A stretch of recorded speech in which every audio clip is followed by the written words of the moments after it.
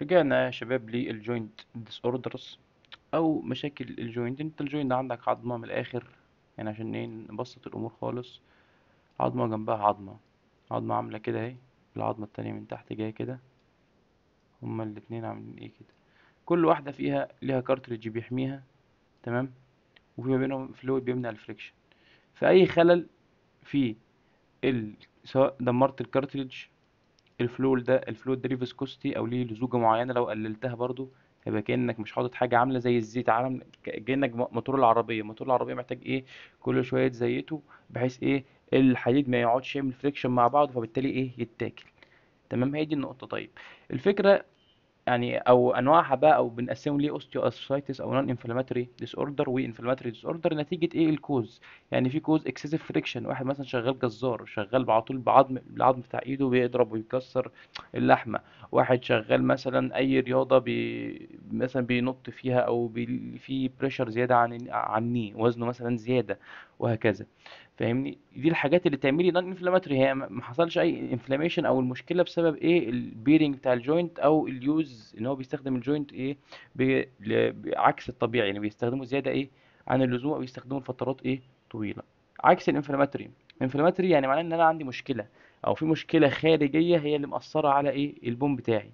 زي واحد جاله انفكشن، تعور مثلا، او خبطه جامده في البون مثلا، اتفتح ودخل الانفكشن من الانفايرمنت، حصل له ايه؟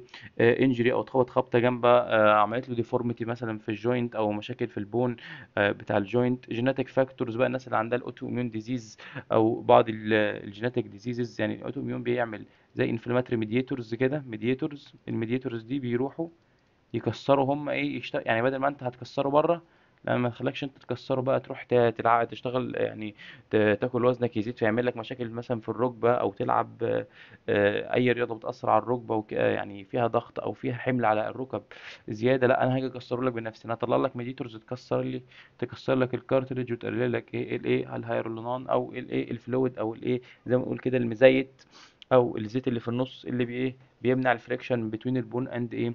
البون.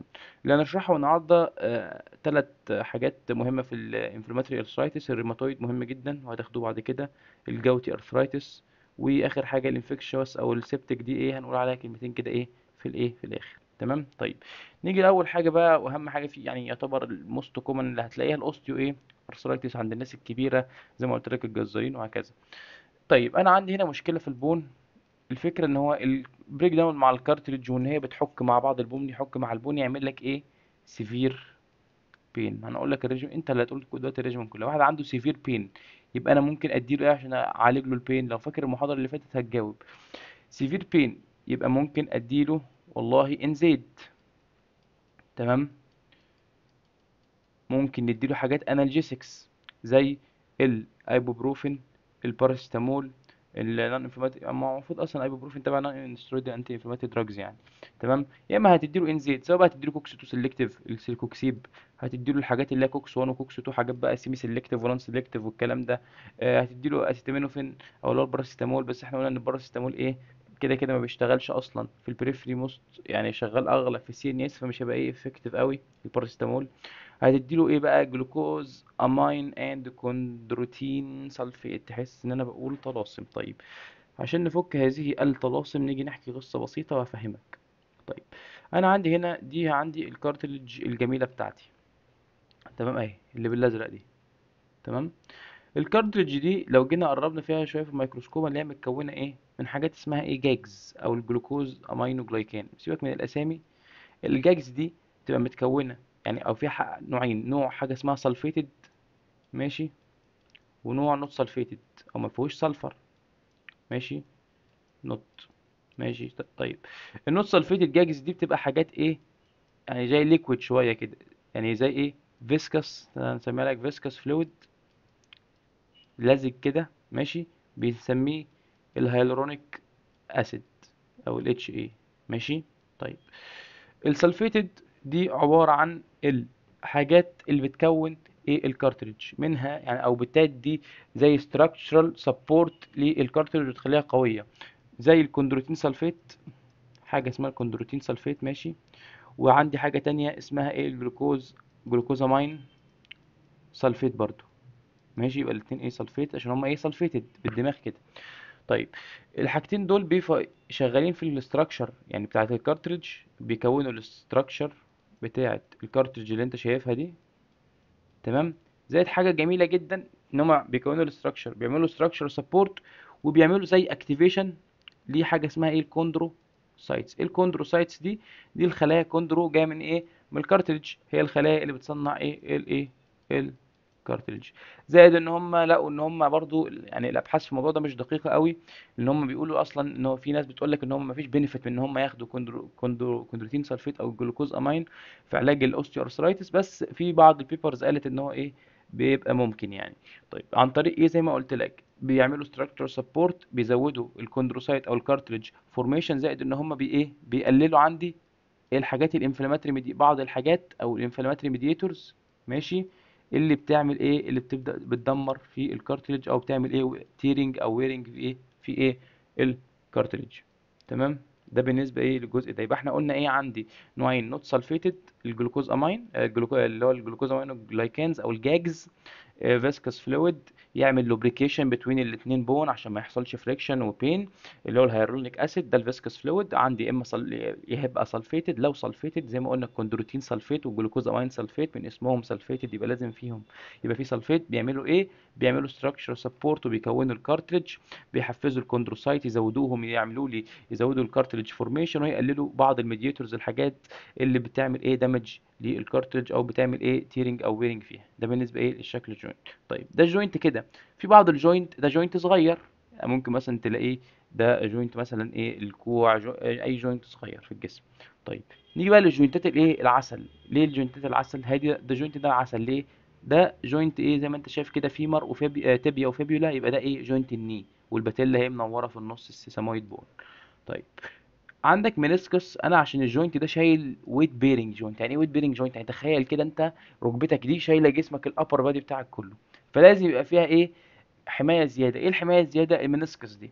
المنسكس دي شوك ابزوربنت. انت مش بتيجي تنط، لو تنط من مكان عالي او كده بتحس ان انت انت نازل عامل خابط جامد برجليك الاتنين على الارض، فدي كلها زي انرجي. فانت لازم حاجه يحصل يعني ابزورب، حاجه تابزورب الانرجي دي او تسحبها، بحيث ان انت ما يحصلكش اي مشكله في في عظمه الني. فالمنسكس دي برضو مهمه جدا، لان هو في حالات الاوستيو ارثرايتس او كده بتبدا برضو تتاكل وبتعمل الم شديد جدا.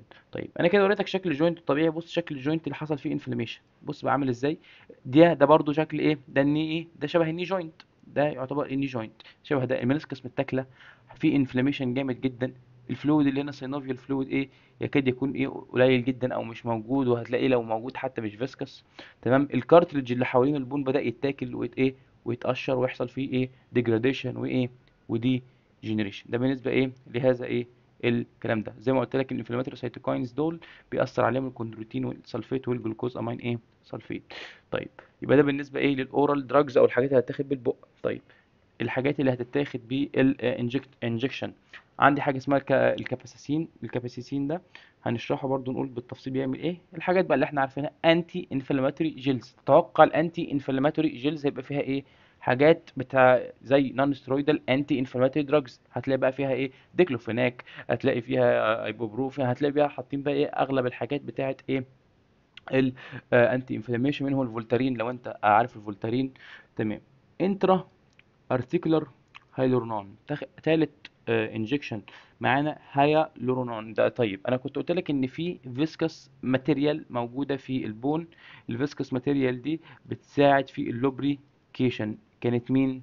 قلت لك فيسكس فلويد، حاجه اسمها جاجز لو تفتكر الصوره لسه قايلينها، وكانت نون سلفيتد اللي هو الهيالورونيك اسيد. فانت بتحقن له الهيالورونيك اسيد ده انترا ارتيكولار جوه الجوينت اللي فيه المشكله، عشان تزود اللوبريكيشن بتاع الجوينت، وبالتالي تزود الفريكشن بتوين البون، فبالتالي تقلل البين.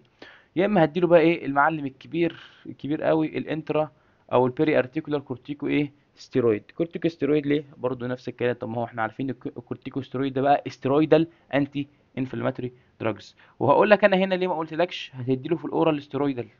ليه ما بتديش في الاورال ستيرويدال؟ لان انت اصلا انا لما باجي اعالج حاجه لازم البنفيت او الفايده بتاعت الحاجه دي تبقى اكتر من الريسك.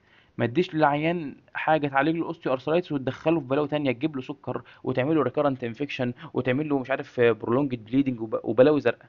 فانا بدي له حاجه ايه تعمل له ايه البينيفيت يوي ايه الريسك. فانا طبعا لما ادي الكورتيكوسترويد اورال الريسك هيبقى كبير جدا، هيبقى اكتر من البينيفيت، فبالتالي ايه ما بديهوش. طيب ده بالنسبه ايه لهذه النقطه. طيب افرض لو كل دول فشلوا، يعني انا عندي والله مفصل مثلا زي مفصل الركبه ده، ان الحاجات دي ايه حتى لو اثرت فيه، لو الحاجه اند ستيج قوي او العيان بقى له فتره بيعاني من المشكله دي، لا الاورال هينفع يا باشا، ولا التوبيكال او الانجكتابل التوبيكال هينفع عليه. اللي هينفع معاه ان انت ايه جوينت خلاص اتدمر، غير لي الجوينت. فبعض الحاجات بنخش سيرجيكال انسيرشن نحط جوينتس بروستاتيك متصنعه في بالذات في الهيب والني. خلي بالك يعني الحته دي ما بنعملهاش غير في الوير بيرنج جوينت. هم مين؟ مفيش غير الني والهيب ايه جوينت، اللي هم الاثنين شايلين ايه الابر بودي ايه بتاعك. تمام تمام. طيب يبقى الاورال ثيرابي شرحناه، قلنا انالجيسيك. الباراسيتامول مش هيبقى يعني يكاد يكون قليل قوي او ملوش لازمه، يعني اكس عليه مفيش حد عنده اوستي ارثرايتس تديله باراسيتامول هيخف او هيتحسن حتى بشكل جامد. لكن الان زد زي ما قلنا هتبقى كويسه جدا. تمام ممكن تحط باراسيتامول مع الان زد، لقوا ان هما الاثنين الادد مع بعض ده بي ايه بيزود الاوفر اول، يعني بيخلي اولا هيديك بين ريليف ان انت مستخدم نون ستيرويدال مع الباراسيتامول او الاستامينوفين. تمام. زائد ان انت هتقلل الجرعه بتاعت الان زد، فهتقلل الايه الادفيرس افكت. وهذا فكره استخدام الباراسيتامول، هو لوحده مش هيعمل حاجه، لكن لما فاكرين حته السينرجيزم، لما بدي دواء مع دواء بايه الافكت بتاعهم يبقى بيزيد. يعني الافكت بتاع الدوايين بيزيد بدل ما كنت بدي كل دواء لوحده، فبديهم الاثنين ايه مع بعض. هنا اقلل منها، قللت الادفيرس افكت وزودت ايه البين ايه ريليف. طيب بيقول لك ان انزيد طبعا بريفيرد اوفر باراسيتامول 100%، وعرفنا ليه للشورت تيرم حتى سيمتوم ريليف. ليه بقى؟ لان احنا قلنا ان هي شغاله اكتر من التانية على البريفري، باراسيتامول تقريبا ملوش افكت في البريفري، فبالتالي حوار ان هو يقلل لك البين ده هيبقى ضعيف شويه، وكمان شورت تيرم، فبالتالي مش هيبقى فيه سايد افكت فهمني في الشورت تيرم قوي. عكس اللونج تيرم، لما اجي ادي في اللونج تيرم بدي الاثنين ايه مع بعض زي ما قلنا. المشاكل بقى طبعا بتاعت الان زد يجي لك مشاكل ريديوست رينال فانكشن، واحد يجي له الضغط او مشاكل في الكارديو فاسكولار ايه سيستم بتاعه. تمام ده بالنسبه ايه للادويه دي. طيب قال لك سيفرال ان زد كومباوند، طبعا السليكوكسيب والمينوكسيكام، الادويه دي كلها اي حاجه بتعمل سيلكتيف بلوك للسايكلو اوكسجينيز 2 ممنوعه جدا مع اي عيان زي ما قلنا عنده كان جاله مايكارديال انفاركشن قبل كده، عنده اي مشكله في القلب ابعد عنه عشان ما تدخلوش ايه في بلوه زرقاء. الراجل كان جاي لك باوستيو ارثرايتس هتموته فاهمني، خلاص يعني انت انت حاجه كبرت ايه ما بقاش ليك لازمه في المجتمع لازم تموت. انت كده ما بتخلصنا منه خالص. انت لسه بقى تقرفني بركبتك وبتاع، انت كلها 3 سنين وتتكل، انت تتكل دلوقتي احسن فاهمني. فانت دواء ده زي سليكوكسيب او اي حاجه زي ما قلنا سيلكتيف للكوكس 2 اوعى تستخدمها اوعى تستخدمها. طيب الجلوكوزامين والكوندروتين سلفيت لان هو موجوده في بعض الحاجه اسمها المارين فيش والكارتلج بتاعت الماميليان. ليه؟ لان زي ما قلت لك دول اصلا مكونات من الكارتلج، زي ما قلنا الجاجز دول السلفيتد جاجز هنسميهم ماشي، ان هو بيكونوا الكارتريدج وبيساعدوا الكوندروسايت انها تشتغل، وعندهم برضو افكت على الانفلاماتري ميدياتورز. لو تفتكر كان في صوره فيها فين الصوره دي اعتقد هنا اهي، ان الانفلاماتري ميدياتورز دي بيقللوها بتاعه ايه اللي بتعمل انفلاميشن وبتاكل الكارتريدج. طيب بس الفكره ان هم طبعا لازم ياخدوا وقت زي ما قلت لك، ان هم لسه هيبداوا بقى يكونوا الكارتريدج ويفعلوا الكوندروسايتس انها تكون، فبياخدوا وقت عقبال ايه ما بيشتغلوا. فبالتالي ما ينفعش حد جاي لك بالموضوع ده عايز اكيوت تريتمنت او موجوع دلوقتي عايز حاجه تخففه وتديله جلوكوزامين وكوندروتين سلفيت، ما انت لازم تبقى ذكي، هتديله حاجه تشتغل بسرعه، تديله انزيد فاهمني. هي دي ايه النقطه. لا قال لك ان هو بيقلل الكارتريج جنريشن بالميكانيزم اللي احنا بقى ايه قلناه، بس بتاخد وقت من سنتين ل3 سنين، وزي ما قلت لك ان هو بيتعمل عليهم دراسات لغايه دلوقتي، وهم مش الموضوع لسه مش باين قوي ان هم ليهم افكت ولا ما لهمش. ده بالنسبه لدول. طيب التوبيكال ثيرابي زي ما قلت لك الاورال كورتيكوستيرويد قلنا استحاله مش هنستخدمها، وعرفنا ليه. ان انت تدهن له على جلده كورتيكوستيرويد ملهاش اي لازمه، مش هتدخل مش هتاثر على الجوينت، فاحنا بنديله انترا ارتيكولار، او بالذات بيدوه حاجه اسمها بيري باتيلر انفكشن، بالذات في اللي هي لما بندي الكورتيكوستيرويد انجكشن بيبقى غالبا في في نيو جوينت. انت اغلب اي الناس اللي هيبقوا جايين لك اصلا ب اسمه ايه ده بمشاكل في الاوستيوارثرايتس عموما هتلاقيها حاجات ويت بيرنج جوينت الني الهيب الكلام ده، فبيدي بيري باتيلر انجكشن للسترويد انستيك بيقلل البين بطريقه مش طبيعيه. تمام. طيب بيقول لك طبعا ده كده كده زي ما قلت لك هيبقى تمبراري، اول ما الافكت بتاع الدواء هيروح هيرجع البين تاني، هو مش بيتريت، هو سيمتوماتيك تريتمنت، بيعالج السيمتوم اللي عند العيان بيقلله له عشان لو مضايق العيان السيمتوم ده. تمام ده بالنسبه للايه لهذا ايه الدواء. طيب بيقول لك in early knee osteoarthritis some of pain may be due to infiltration of this region with steroid and local anesthetic may improve ايه symptom. يقول لك ان انت برضو في البدايه او في الايرلي ني ممكن البين اللي في المنطقه بتاعه الني مع الاسترويدز ممكن تقلله باللوكال ايه انستيك، بس برضه اول ما الافكت يروح الايه هيرجع البين تاني، فاهمني؟ فانت محتاج حاجه تدي ايه لونج تيرم شويه، يعني عندك الكورتيكوسترويد بتقعد من 6 ايه ل 8 ايه اسابيع. طيب اخر حاجه الفيزيكو سبلمنتيشن، او ان انا اديله خلاص بقى ايه، انا عايز في عندي لقيت الساينوفيال فلويد مثلا اللي موجود عندي الفيسكوستي بتاعته قليله، كميته قليله، فببدا اديله حاجه اسمها فيزيكو سبلمنتيشن، او بديله ايه انتر ارتيكولار هيالورونيك ايه اسيد. تمام. بيقول لك ان the osteoarthritis elasticity والviscosity of the fluid is reduced owing to degradation of الهيالورونام polymers. الهيالورونام او الهيالورونيك اسيد ده لما بيتكسر في السينوفيال فلويد، ده هو زي ما قلنا ده اللي بيديله الفيسكوستي وبيديله الالاستيستي بتاعته. فبالتالي انا لما اقلل الهيالورونان او الهيالورونيك اسيد اللي موجود او البوليمرز اللي موجوده دي، الفيسكوستي هتقل، فبالتالي ما يبقاش فيه جود لوبريكيشن بين التو بونز او التو جوينتس او الجوينت ده، فبالتالي يعمل لي بقى ايه ياكل في الكارتريدج وفي العظم ويعمل لي ايه بين. طيب بيقول لك طبعا كان ريديوس البين طبعا والستيفنس اللي في الجوينت، ان هو مش كل ما يحرك الجوينت يبقى فيه بيوجعه، او لما يحركه تحس بكريبتياس كده او صوت ايه زي فرقعه البلالين او صوت فرقعه عموما. تمام. بيقول لك improve الفيزيكال disability for an average duration ل 6 months، مدة 6 شهور، بس لازم قبلها برضو تقعد فترة 3 to 5 week intra articular injection عشان يبدأ يحصل لك تحسن. فانت بالتالي برضو هيقول لك عيان جاي اكيوت هتديله فيزيكو سبلمنتيشن؟ لا، هديله حاجة سريعة انزيد الاول، وبعدين ممكن بقى اديه فيزيكو سبلمنتيشن. لو في بين جامد جدا ممكن اديله انترا ارتيكولار كورتيكوستيرويد سريع جدا، اسرع حتى من من الاورال انزيد. طيب كده هنبدأ ندخل بقى على الجزء الجديد من او الجزء اللي هو بتاع inflammatory joint arthritis. طيب يا شباب ريكاب سريع كده عن المشاكل او النون انفلاماتوري جوينت ارثرايتس اللي بيحصل او الاوستيو ارثرايتس. انا قلت لك هيبقى عندي مشكله او المشاكل اللي بتحصل ايه، يا اما الكارتريدج التاكل حصل دي جنريشن في الكارتريدج، تمام، يا اما قلت لك الفلويد ده قل اللي هو السينوفيال فلويد، فبالتالي قللت الفيسكوستي، فقللت معاها اللوبريكيشن، تمام، يبقى قللت كمان اللوبريكيشن، فبالتالي البون بدأ يعمل فريكشن بين بعضه او بين البون والبون، فبيعمل لك البين. تمام. يبقى دي كده نقطة. يا اما بقى في ميكانيزم تاني، انا مش دلوقتي البين ده ممسوك بيه حاجة اسمها نوسي ريسبتور او ريسبتور بتاع البين او البين ريسبتور، بيروح عن طريق نيورون او نيرف طالع للبرين عشان يحسسك بالبين ده.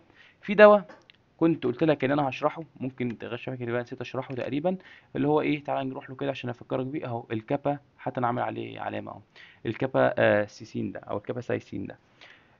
الدواء ده بكل بساطه وبكل سهوله انا دلوقتي شرحت لك اقلل الديجنريشن عن طريق اقلل البين برضو عن طريق الادويه النون ستيرويدال او الكورتيكوستيرويد انتر ارتيكولار. الفيسكوستي اللي قلت دي عايز ازودها، هزودها بالهيالورونان، او اللوبريكيشن برضو هزوده بالهيالورونيك اسيد او الهيالورونان. طيب الفكره بقى هنا ان انا عندي النيرف اللي واخد ده ورايح طالع للبرين ده، النوتي ريسبتور ده فيه ميكانيزم، في ريسبتور كده بيسموه التي ار بي في 1، انا بسميه فانيلا ريسبتور، اسمه فانيلويد ريسبتور، الفانيلا ريسبتور الفانيليا. ماشي. الفكره في الريسبتور الفانيليا ده ان هو ده بيدخل هنا حاجه اسمها السبستانس بي. السبستانس بي دي مسؤوله انها ترسل تعمل بين ترانزميشن من المكان بتاع البين ده للبرين، توصل يعني من الاخر ده موصلات، يوصل الاشاره في النيورون من او بيحصل له ريليز في النيورون عشان يوصل الاشاره من المكان بتاع المشكله اللي هو في الجوينت ده للبرين، يحس عشان البرين يبعت يحسسك بالالم.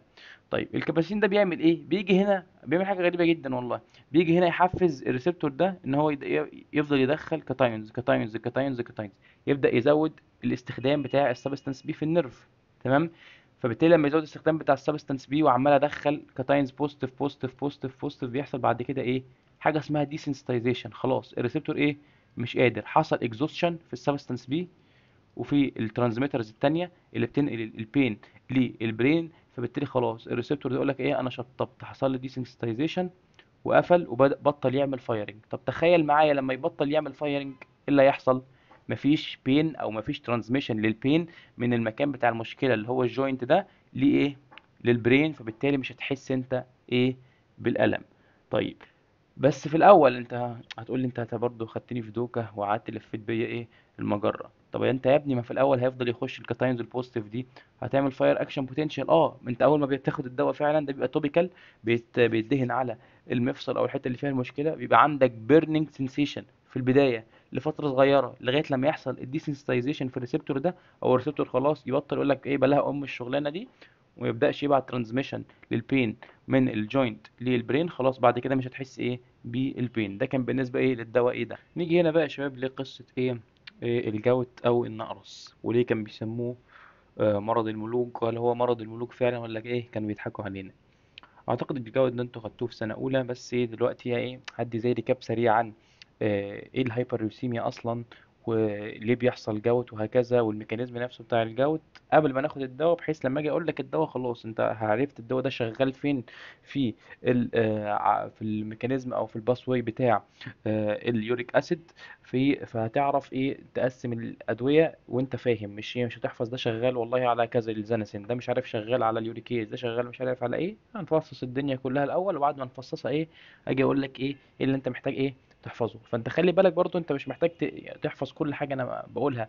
انا في الاول بعرفك الاول حاجه الطبيعي بتاع الموضوع ايه، او ايه المشكله، ايه الباثوفيسيولوجي، او ايه المشكله عندنا في المرض او الحاجه الفلانيه دي. وبعدين بقول لك بقى ايه في سواء بقى لو في باثوي او كده، بقول لك في كل نقطه واحنا ماشيين هنا ممكن نستخدم دواء عشان يعمل كذا، هنا ممكن نستخدم دواء عشان يعمل ايه حاجه تانية. وفي الاخر خالص ايه هعمل لك ايه زي تجميع بسيطه كده ايه تفكرك بايه باللي احنا ايه قلناه. طيب، ايه الفكره في الجود او النقرس؟ الفكره في الجود او النقرس ده ان احنا عندنا زي ما انت عارف عندنا دي ان ايه وعندنا ار ان ايه. الدي ان ايه والار ان ايه دول ايه بيتكسروا، فلما بيتكسروا بيدوني ميتابولايت. الميتابولايت ده ببدأ ان انا اللي هو البيورينز من الاخر يعني، ببدأ اخدهم اللي هم الدي ان ايه والار ان ايه، اخدهم احولهم لميتابولايت اسمه اليوريك اسيد، وعشان اتخلص منه يخرج بره الجسم، وحبة كمان منه يعني يفضلوا في الجسم، وتبقى الحبة على نسبة اليوريك اسيد اللي بتفضل في الجسم اصلا هتعرفوا انها كبيرة اصلا. وهنعرف ليه النسبة كبيرة، ان هو ليه ايه يوسفول افكت مهمة جدا. يعني احنا الناس كلها شايفة ان اليوريك اسيد ده وحش، هو ده الشرير بتاع القصة. لا، ده مش الشرير، ده هو يبان ان هو شرير كده، بس بالعكس ده هو ده بيحميك من حاجات كتيرة جدا او بلاوي زرقاء ايه احنا ايه هنقولها. طيب، بيقول لك الاكسس يوريك اسيد يحصل له ديبوزيشن على اساس صوديوم مش عارف يوريت كريستالز في الديستال جوينت اند اذر تيشو. ماشي، سيبك من الكلام الجميل ده. احنا دلوقتي ايه هاجي افصص لك ايه الدنيا. طيب، نيجي دلوقتي ندخل الفكره. زي ما قلت لك انا عندي البيورينز، سواء بقى ايه الادينين او هكذا، الادينين او الجوانين او عموما يعني البيورينز بتتحول عن طريق، سيبك من الانزيم الانوزين، والانوزين يتحول لهايبوزانسين. عايزك تركز معايا من اول الهايبوزانسين. اللايبوزانسين ده عن طريق انزيم خلي بالك اسمه زاناسين اوكسيديز. ماشي، احوله لزاناسين، وبالزاناسين اوكسيديز ده تاني بحوله ليوريت او يوريت، اللي هو الايه اليوريك اسيد بتاعي. واضح كده الكلام؟ واضح الكلام؟ اتحول ليوريك اسيد. طيب، بعد ما اتحول ليوريك اسيد في هنا بصوي زياده بانزيم اسمه اليوريت اوكسيديز، ركز عليه برضو. بس لقوا للاسف ان الانزيم ده موجود في الانيمالز اونلي، وبالذات ايه البيج. وخلي بالك من البيج عشان ايه هقوله لك في اخر المحاضره او في اخر الجزء ده يعني. تمام، يبقى انا عندي اليوريك اسيد في البني ادمين ما بيكملش الباسوي، ما بيتحولش الالانتوين. اليوريت ده بيبدا ايه، لو تخيل معايا كده انت اليوريك اسيد ده او الدي ان ايه والار ان ايه موجوده فين؟ موجود بزياده في اللحمه، تمام، اللي انت بتاكلها في بعض الاكلات. موجود عندك في الخلايا. الخلايا عندك متكونه من ايه؟ من دي ان ايه. فانا بالتالي لما يحصل لايسز للسيل او السيل تفرقع، هيطلع منها ايه الدي ان ايه بتاعها، وهيخش في نفس القصه اللي قلناها ايه فوق دي، ويتحول في الاخر ليوريك اسيد. اللحمه نفس الكلام فيها بيورينز كتير. السي فود نفس الكلام. في بعض الناس عندهم مشاكل في انزيمز زي الليشنيهان سندروم ده. بكل بساطه الليشنيهان سندروم ده، انا عندي اليوريك اسيد اللي بيطلع ده ممكن بعد كده مفروض باخد البيورينز. لا، بيبقى عندي بيورينز قلنا ميتابولايت. البيورينز دي اللي بتطلع بقوم عامل ايه في بقى في انزيم معين بياخد اللي هم ايه، بياخد بعض الحاجات زي الجوانين تمام، وحاجات تانية واشياء اخرى معاها. تمام، ويحولها يرجعها تاني، يحاول يصنع بيها تاني ايه، دي ان ايه. فالناس بتوع الليشني هان سندروم دول، دي حاجه افهمها بس ليك، مش لازم تحفظها. ما عندهمش الانزيم اللي بيرجع البيورينز دول يرجعهم لي تاني دي ان ايه. فبالتالي كل البيورين اللي عندي مش جزء بقى بيطلع يبقى دي ان ايه وجزء يطلع يبقى يوريك اسيد، لا، كل البيورينز اللي عندي بتتشفت انها ايه، خلاص هتنزل تتحول ايه، يوريك اسيد، فبيزود لي نسبة ايه، اليوريك اسيد. طيب، يبقى احنا قلنا كده نسبة اليوريك اسيد زادت، لما نسبة اليوريك اسيد بتزيد بيحصل لي ايه، يحصل لي حاجة اسمها هايبر يوريسيميا. طيب، معلومة مهمة، هل لازم اي حد عنده هايبر يوريسيميا يبقى عنده جوت؟ لا، مش لازم. ليه؟ لان انت زي ما قلنا، او في كونديشنز معينة بتساعد في تكوين الكريستالز او الحاجات اللي بتعمل الجود دي. كونديشن زي مثلا التمبريتشر، اللو تمبريتشر، البي اتش البيزك، الهاي بي اتش. تمام، ده بيزود في الفورميشن بتاع ايه، الكريستالز ايه دي. يعني اي حد عنده هايبر يوريسيميا لازم يبقى عنده جوت؟ لا، لكن اي حد عنده جوت هيبقى عنده ايه، هايبر يوريسيميا. خليها ايه في دماغك. هنا بيقول لك الليفلز بتوين 2.5 بتاعت اليوريك اسيد لسبعة، اكتر في الرجاله وفي الستات لستة. فلقوا بعض الناس فوق السبعة مللي جرام بر ديسي لتر من الايه، كونسنتريشن بتاعت اليوريك اسيد ده، وما عندهاش جوت. يعني الجوت ده ما عندهاش، ما عداش عليها اصلا. تمام. طيب ليه تفتكر ليه؟ انا المشكله عندي ان انا عندي اليوريك اسيد بيزيد في الجسم بكميات كبيره. تمام، والجسم مش عارف يتخلص منه، لا عارف يحوله زي ما قلت لك للبيورين في بعض الحالات، ومش عارف يعمله ايه، اكسكريشن. طيب، يبقى ريكاب سريع كده على اللي احنا ايه قلناه. انا عندي عرفنا ان اليوريك اسيد زاد وحصل لي هايبر ايه، يوريسيميا. تمام. طيب، ايه اسباب الهايبر يوريسيميا؟ يا اما بصنع يوريك اسيد كتير بكميات كبيره جدا مهوله مش قادر اتخلص منه. تمام، بكميات كبيره، يا اما مش عارف اتخلص منه عن طريق ايه، مشكله في ايه، في الكدني. طيب. طيب، مش بس في عندي كميات كبيره من اليوريك اسيد بتتصنع ليه، عندي يا اما باكل حاجات فيها يوريك اسيد، او حاجات هتتحول يوريك اسيد بعد كده كتير زي البيورين دايت.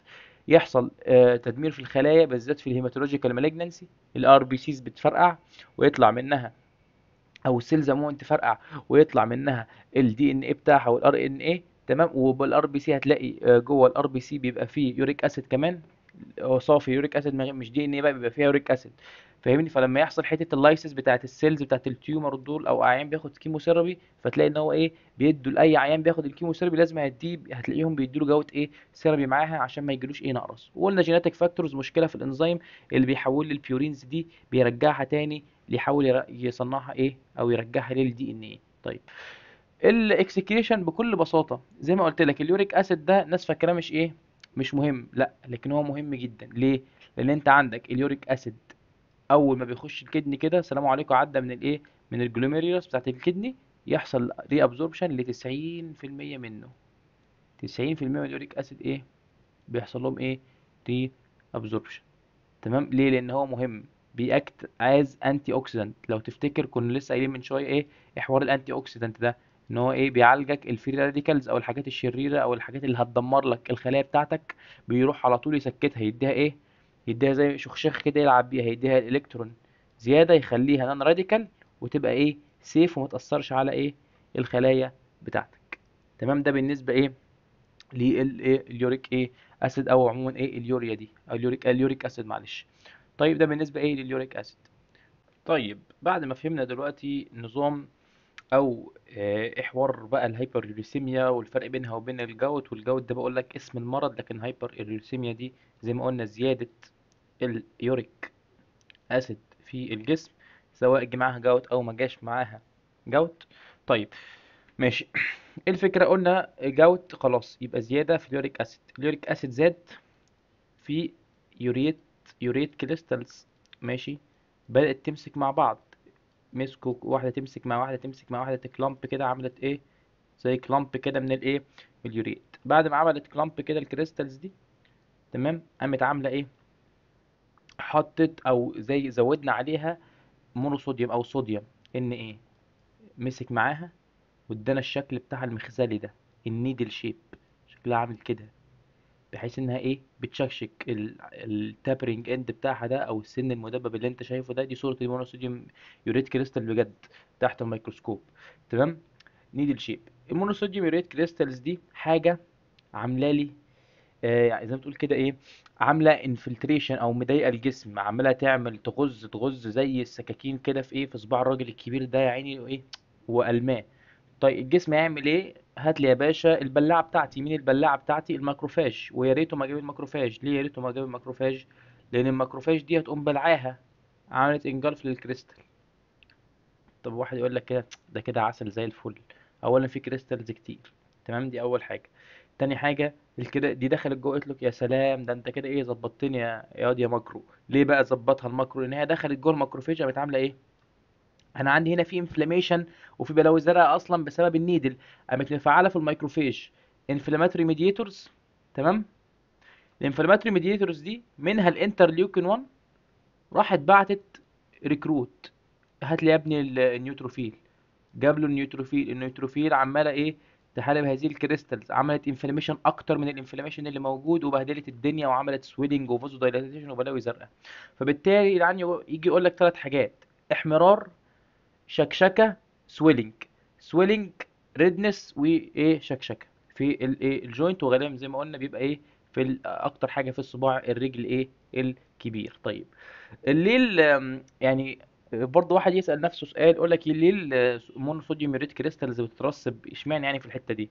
اولا ان احنا لقوا ان هو قابلية ان هما يحصلوا برسبتيشن سوا ويعملوا لي اليوريت كلامب اللي انا قايل لك عليها دي، الكريستال كلامب، وبعدين تتحد مع المونوصوديوم يوريت، بتحصل اكتر في الاماكن اللو تمبريتشر.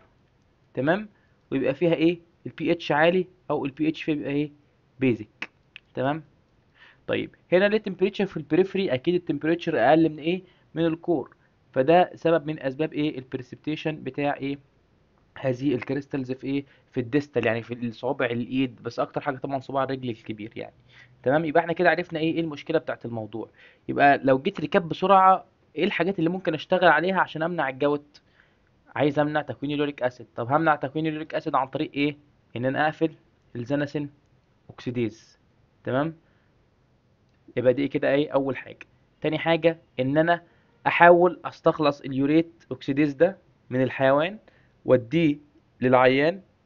تمام. عشان احول اليوريت ده اخليه الانتوين، يا اما ما اخليهوش يتصنع، يا اما لما يتصنع احوله لحاجه تانية ايه على طول. يبقى دي كده ايه اول نقطه. تمام. تاني حاجة، لو العيان بياكل أكل كتير أخليه يقلل الأكل بتاعه، الريد ميت أو السي فود. تيومر لايسيس سندروم أنت مش هتعالجها له، هتعالج له المرض اللي عامل له المشكلة دي. الليش نيهان للأسف ملهاش، فأنت هتعالجه إيه بطريقة تانية. تمام. هتديله بقى زي ما قلنا زانسين اوكسيديز تمنعه، او تديله ريت اوكسيديز. ديكريس فلوريك اسيد اكسكريشن، هديله حاجه تشتغل على الكدني تزود ايه اليوريك اسيد اكسكريشن.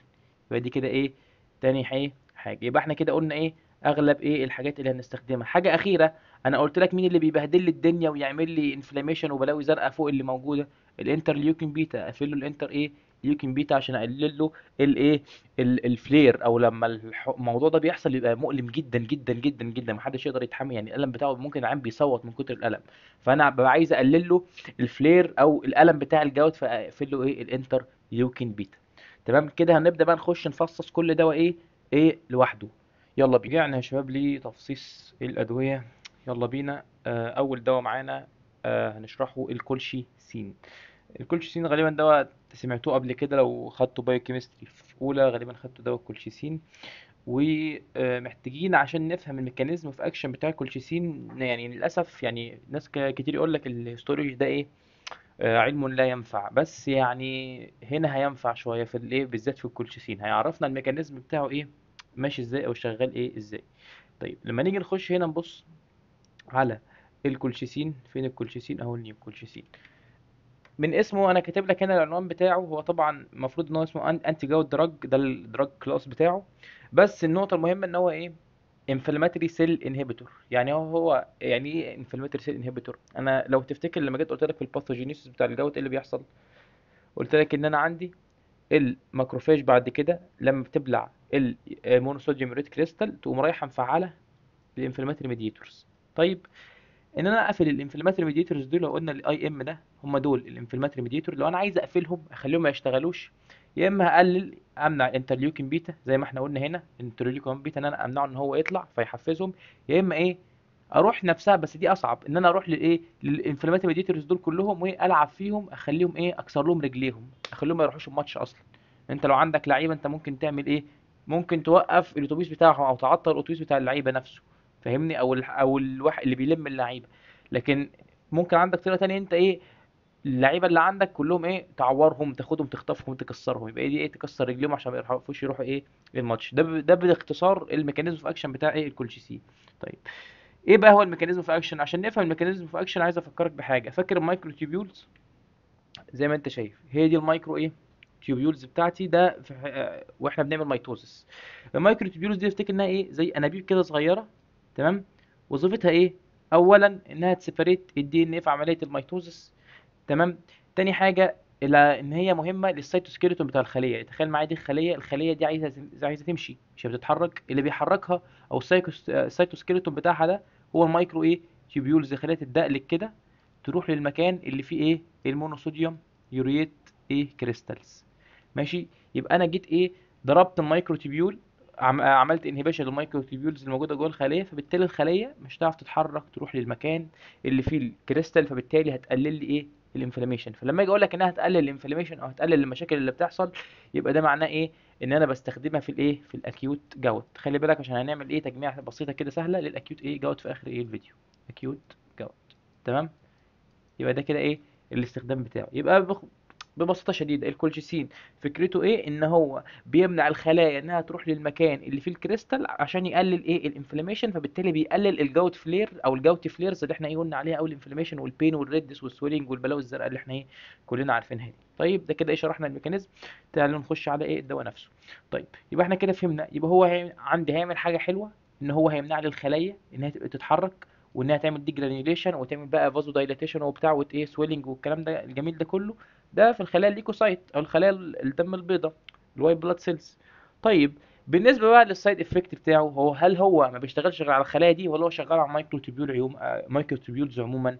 طيب مايكرو تيبيولز دي موجوده فين؟ والله موجوده عندي في اللايننج بتاع الجي اي تي، فهتلاقي عامل لك جي اي ديستربنس ونوزيا وفوميتنج وهنشرحها، وابدومينال بين. هيباتيك توكسيستي، ليه هيباتيك توكسيستي؟ لو اديت دوز عاليه توكسيك دوز من الاخر يعني، او دوز عاليه الجسم مش عارف يتخلص منها، لان هو الدواء ده بيحصل له ميتابوليزم عن طريق ايه الهيباتيك، فبالتالي هيباتيك توكسيستي حاجه معروفه هتيجي مع اغلب الادويه اللي بيحصل لها ميتابوليزم عن طريق ايه الليفر. طب حاجه اخيره اسمها نيورو مايتوكسيستي.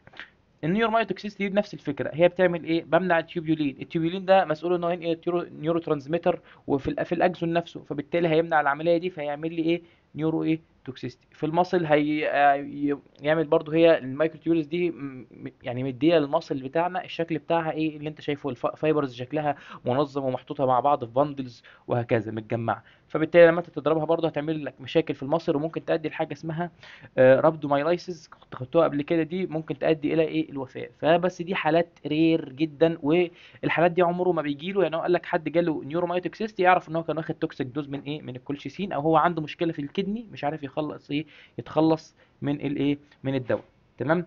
سواء الكدني او الليفر.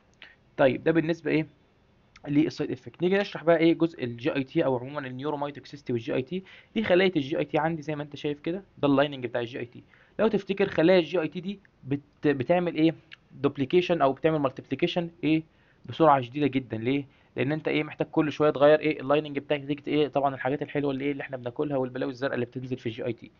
فالفكره كلها ان انا زي ما قلت لك هيمنع المايكرو تيبيول، وقلت لك المايكرو تيبيول دي في الاول كانت شغاله في الميتوزس، فهيمنع الميتوزس بتاع الخلايا بتاعه الجي اي تي، فبالتالي مش هتعرف تتجدد، فبالتالي بقى يعمل لك الجي اي دي ديستربنس وفي اللايننج واللي قلنا بقى الابدومينال بين والنوزيا والفوميتنج والكلام ايه اللي احنا قلنا كله ده. يبقى ده بالنسبه ايه للدواء ده. وكذلك في ايه في النيورومايتوكسيستي. الدواء ده علامه تحذير كبيره، ما تستخدموش مع عيان عنده رينال فيلير، الله يرضى عليك، لان هو اصلا زي ما قلت لك لما ال... اللي بيحصل له ميتابوليزم عن طريق الليفر والكدني بتخرجه بره الجسم، فلو واحد عيان عنده رينال فيلير مش هيعرف يخرجه، فبالتالي الميتابولايت بتاعه هيزيد، تمام. فبالتالي الافكت بتاعه هيزيد، يعمل لي النيورومايوتوكسيستي اللي قلت لك عليها، تمام. وهيعمل لي ايه تاني؟ يعمل لي جي اي تي ديستربنس ايه اللي احنا ايه قلناه. ده بالنسبه ايه للايه الدواء ده. ده بالنسبه للكولشيسين. طيب نيجي نخش بقى ايه على الدواء اللي بعديه، نشوف المحاضره انهي دواء اللي بعديه، الليزانس الاوكسيديز ايه انهبيتورز. بكل بساطه شرحنا الصوره دي، قلت لك ان انا همنع الزناسين، خلاص يبقى انا قفلت اليوريك اسيد ان هو ايه يتكون. فبالتالي ده بقى الدواء ده بستخدمه فين؟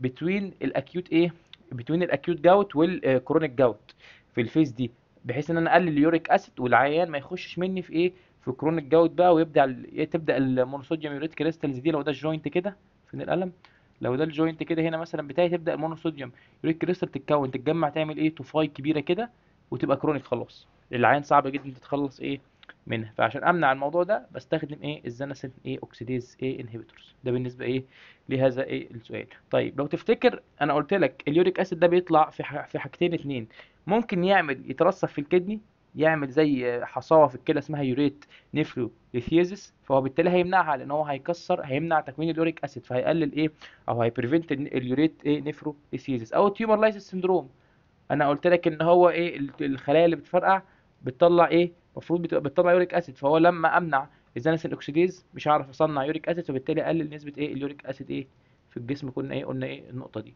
طيب بالنسبه للدواء، هو الدواء برضو جي اي ديستربنس، طبعا كده بيحصل له ميتابوليزم بالليفر، فالليفر فانكشن تيست ايه ابنورماليتي. ومع الالوبيرينول، ماشي هقول لك حته حلوه تحفظ بيها الالوبيرينول والفيبوكسوستات ده، بيعمل حاجه اسمها اليرجيك سكين رياكت. الاليبيورينول ده لما بيتكسر بيدي ميتابولايت معين كده، التي هيلبر بتروح تمسك فاكرها فورين بادي، تروح تمسك فيه وت ايه تخلي الايمين سيستم يشتغل عليه، فيعمل لك اليرجيك سكين رياكت. فانت لو عيان عنده حساسيه من الدواء ده، او قبل ما تديته الالوبيرينول عملت له هايبر سنسيتيفيتي تيست ولقيته خلاص عنده فعلا الرجي من الالوبيرينول، اديله ايه الفيبوكسوستات. يبقى احنا ايه هم دول ايه الدوايين دول سهلين كده، ايه لان احنا شرحنا الميكانيزم خلاص الموضوع بقى بسيط. فبيسموه كده الفيبوكسوستات، فكأن حد اتمسك يقول له قال له قال له يا بيرينول، الواد ايه خدوه في البوكس في بوكسو ستات، يبقى هو قال له بيرينول ايه، الواد بيرينول ده خدوه ايه في البوكس، ده بيرينول خدوه ايه في البوكس في بوكس ستات. وافتكر ايه البوكس بالزنسين ايه اوكسيديز انهبيتور اكس واكس، ماشي. يبقى انت كده ايه حفظت ايه الثلاثه دول. ده بالنسبه ايه للزنسين ايه اوكسيديز. طيب البروبنسيت او حاجه اسمها يوريكو زوريك ايجنت. يوري جاي من اليوريك اسيد، يوريكو. زوريك جاي في الايه في اليورين، من اليورين، يبقى يوريكو زوريك ايه ايجنت، بنزل يوريك اسيد ايه في اليورين، يبقى انا كده ايه شغال ايه على الكدني. فعشان ازود الاكسكريشن في دوايين، البروبنسيد والسلفين ايه بايرازون. ايه الفكره كلها في البروبنسيد؟ ان انا عندي لو قلنا ده الكدني هنا اهو، انت عندك هنا في ترانسبورتر زي ما قلت لكم عليه، اليوريك اسيد ترانسبورتر. اليوريك اسيد ترانسبورتر ده بيعمل ايه؟ بياخد اليوريك اسيد، المفروض اليوريك اسيد الاول بيخش كله جوه الكدني وينزل وينزل زي ما قلنا، وبعدين يجي في مرحله معينه في البروكسيمال تيبيول تقريبا، يقوم ايه في بوابه تانية او في زي ما تقول كده ترانسبورتر تاني، يقوم ياخد 90% من اليوريك اسيد يرجعه في ايه في البلاد. تمام. فالبرومينسيد ده بكل بساطه بيشتغل على ايه الترانسبورتر ده، ما يخليهوش ايه يرجع ايه اليوريك اسيد. فبالتالي اليوريك اسيد ينزل كله معايا في ايه تحت كده ايه معايا في اليورين، ويطلع بره ايه الجسم. اي نعم ده يبقى ليه سايد افكت، العيان ده زي ما قلت لك اليوريك اسيد ايه شغال انتي اوكسيدنت. تمام. فبالتالي لما انا اقلل اليوريك اسيد بالكميه الكبيره دي هيبقى عندي مشاكل ممكن في بسبب الايه الفري راديكالز هتزيد، وايه ممكن تعمل ايه سيلولار ايه دامج. بس طبعا هو زياده اللي يزيد عن حده ويتقلب ضده، اليوريك اسيد اصلا عندي زياده شويه، فالموضوع ده مش هيتاثر ايه قوي، لان هو كده كده زياده اصلا جوه الجسم، فانا بمنع الايه الزيادات انها ايه تخش تاني ايه جوه الجسم. ده بالنسبه ايه لهذا ايه النقطه للنقطه دي. طيب الفكره كلها ايه في الدواء ده او اللي هو البروبنسيد؟ زي ما قلت لك هيمنع اليوريك اسيد في البروكسيمال كونفوليوتد تيبيول انه يحصل له ري ابزوربشن ويخش في الدم، فبالتالي هيزود ايه الاكسكريشن بتاعه. الفكره ايه ان هو اسمه ايه ده نفس الترانسبورتر اللي هو موجود في الكدني ده، اللي البنسلين بيطلع منه، او البنسلين ايه بيحصل له ان انا بعمل له اكسكريشن او بنزل البنسلين منه. فانا لما امنع الترانسبورتر اللي انا جيت قلت لك كده هنا في الصوره زي ما انت شايف، ده البروبنسيد ده اسمه ايه ده هنا الترانسبورتر اللي بيطلع البنسلين، او اللي بيدخل البنسلين في الرينال تيبيول عشان يحصل له اكسكريشن. البروبنسيد ده بيقفله، فبالتالي البنسلين مش عارف يطلع، هو هنا في البلد، هيرجع تاني يخش في الجسم تاني، فالكونسنتريشن بتاعته ايه هتزيد. هي دي ايه النقطه بتاعت ايه البنسلين. فتاخد بالك ان انت لو هتدي جرعه معينه من البنسلين وهو العين بياخد بروبنسيد، لا قلل الجرعه شويه، لان انت عارف ان البنسلين ايه هيفضل ايه في الكدني حبه حلوين عشان الترانسبورتر ده ايه مقفول. تمام. بيقول لك must have adequate renal طبعا function، لان هو ايه، لو الرينال فانكشن مش كويسه مش هعرف اصلا اعمل اكسكريشن حتى لو اشتغلت ايه على ايه ترانسبورتر. تمام. طيب يبقى ده اكيد دواء بيقلل نسبه اليوريك اسيد في الجسم كلها، فبالتالي دواء برضو ايه كرونيك جاوت. هو اغلب الادويه كرونيك جاوت، هم في كام دواء هنقولهم كده هم بتوع الاكيوت وخلاص. تمام. لقوا ان الدواء ده، خلي بالك نفس، عشان برضو ايه نشرح المعلومه كامله، نفس الدواء نفس الريسبتور الترانسبورتر ده اللي هو الاورجانيك اسيد ترانسبورتر، مين اللي بيطلع منه؟ اتوقع معايا الان زيد. فبالتالي لما اجي اقول لك ان انا الان زيد الكونسنتريشن بتاعتها زادت في الدم وما بقتش تطلع بره الجسم بالمعدل الطبيعي بتاعها، فبالتالي تتوقع ان السايد افكت تبدا تحصل. ايه اهم سايد افكت في الانزيد؟ قلنا عليه البيبتيك ايه السريشن وايه والديسبيبسي. ده بالنسبه ايه للجزء ده. طبعا هايبر سنسيتيفيتي اغلب الادويه المفروض ايه، في بعض الادويه بتعمل لها هايبر سنسيتيفيتي عشان نشوف لو العيان عنده حساسيه منها ايه ولا لا. ده بالنسبه ايه للبروبنسيد. طيب ماشي كده.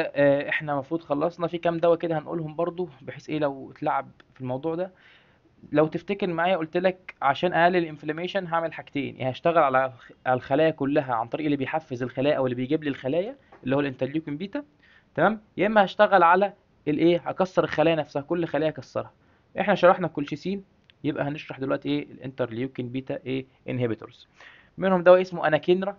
ماشي. الدواء ده بكل بساطه بيمنع الانترليوكين بيتا، فما بيمنع الانفلاماتوري ميديتور او ان هو يسحب الانفلاماتوري سيلز للمنطقه بتاعه اللي فيها المونوصوديوم يوريت كريستال، فبالتالي بيمنع عمليه ايه ان يحصل ايه انفلاميشن او يحصل ايه ايتس، اي ايتس يمنعه ليه، لان انا منعت الخلايا ان هي تيجي فما بقاش فيه ايه انفلاميشن. يبقى ده بالنسبه ايه للانترليوكين بيتا. واخر حاجه وليس اخيرا، لسه في جزء الروماتويد بعد شويه نشرحه. لو جيت هنا افتكرنا سوا مع بعضينا الميكانيزم، فين الصوره اهي، الصوره اهي. لو تفتكر في حاجه انزيم اسمه يوريت اوكسيديز، قلت لك مش موجود في الانيمالز، موجود بس في الانيمالز مش موجود في البني ادمين، احنا ما عندناش الانزيم ده. فبالتالي احنا ايه استلفنا الانزيم ده من البيج، اكتر انيمال ايه عنده الانزيم ده، خدنا منه الانزيم اللي هو الخنزير وخدناه منه وعملنا له بقى ايه طبعا جيناتيك بقى ايه ريكومباينيشن وهكذا وبدأنا نديه ايه للبني ادمين او بدأنا نديه ايه للناس اللي عندها ايه جوت، بحيث اتخلص اليوريك اسيد اللي عندي بدل ما اشتغل على الكدني، لا ده انا هحوله لحاجه تانية خالص.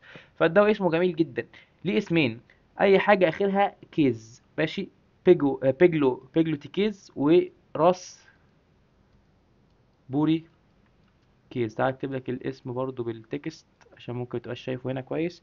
الدواء اسمه كده راس بوري كيز. هذا هو ايه الدواء.